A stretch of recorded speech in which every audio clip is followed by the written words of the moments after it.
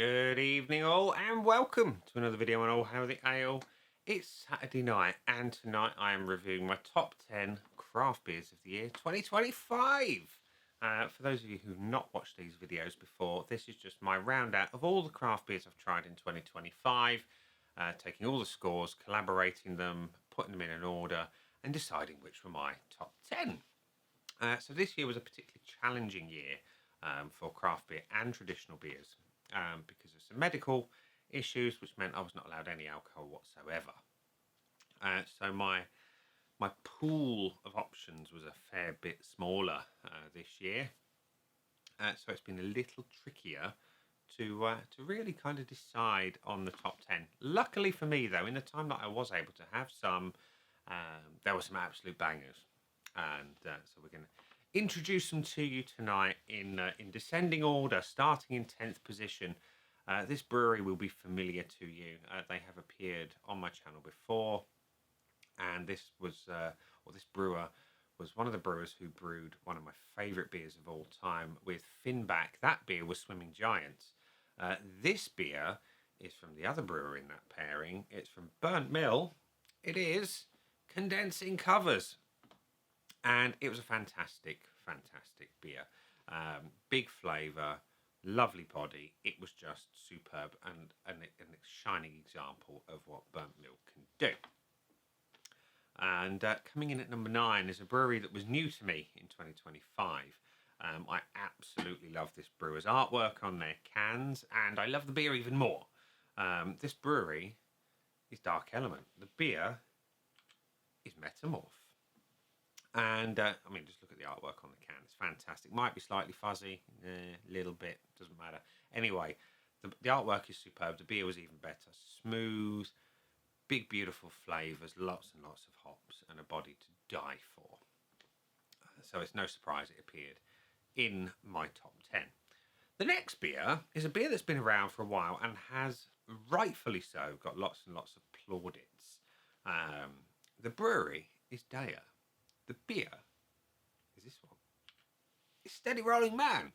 I cannot believe I hadn't tried it up until some point this year, but I'm glad I did.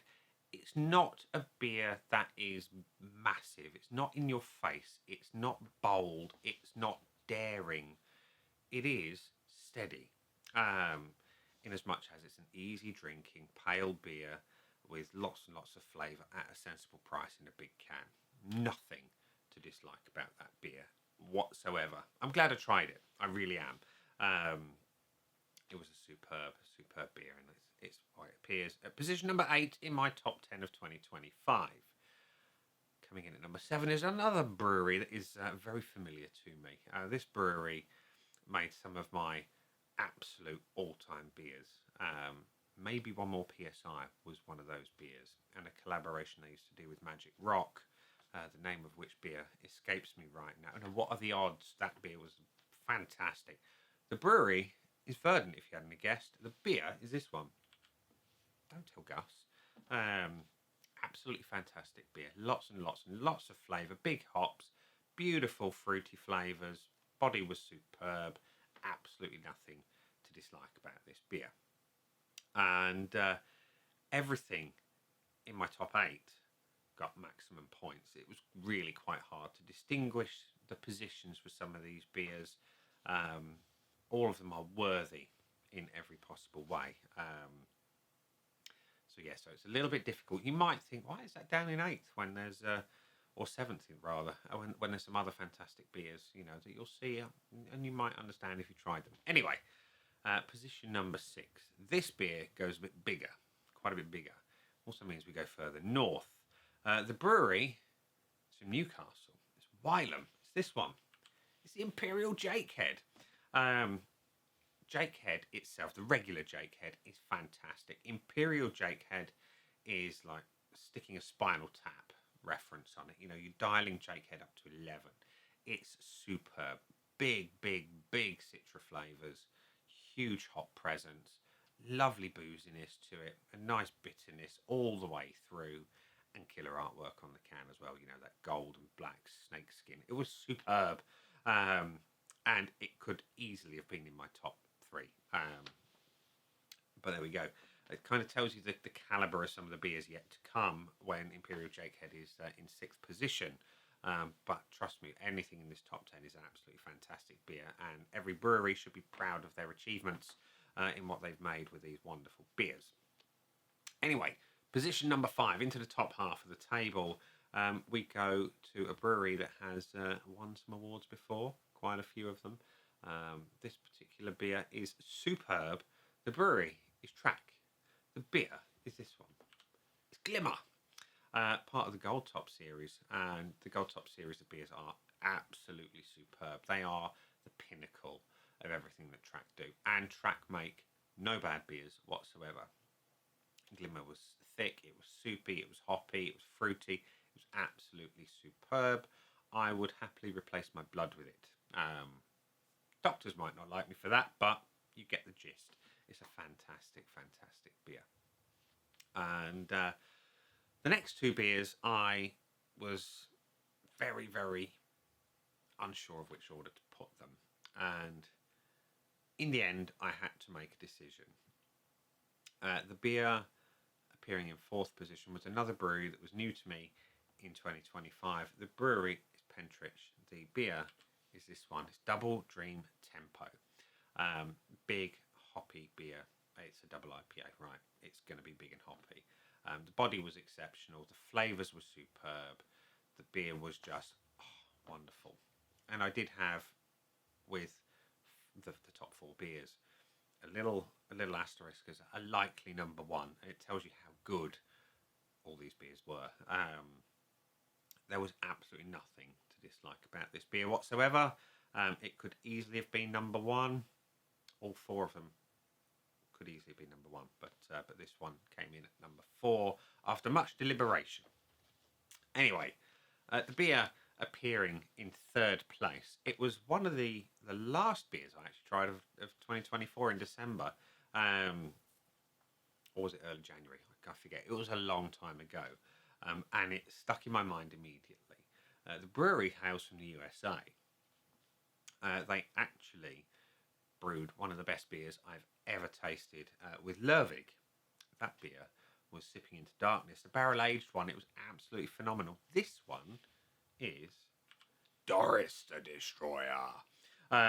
Wonderful name, shocking attempt at comedy voices, but this beer was fantastic. It was massive flavour. It was massive in body.